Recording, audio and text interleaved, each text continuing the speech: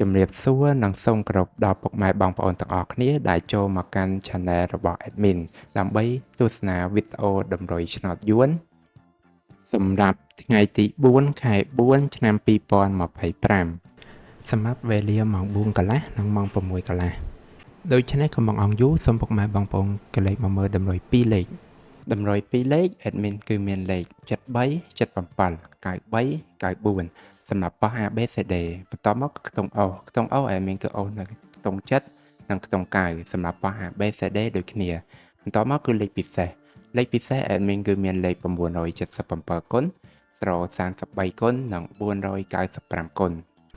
ដែលលេខទាំងអស់នេះសុទ្ធសឹងតែជាលេខដែលមានសង្ឃឹមថានឹងចេញខ្ពស់សម្រាប់ថ្ងៃនេះអរគុណពុកម៉ែបងប្អូនទាំងអស់គ្នាដែលបានទស្សនាវីដេអូនេះពីដើមរហូតដល់ចប់ក៏ជូនពរពុកម៉ែបងប្អូនទាំងអស់គ្នាធ្វើការសងសំណាននៅថ្ងៃថ្មី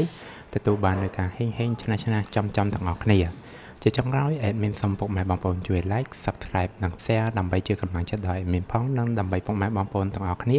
ទទួលបាននូវវីដេអូថ្មីបានឆាប់រហ័សផងដែរដូច្នេះ Admin សូមជម្រាបលានិងជួបគ្នានៅវីដេអូក្រោយ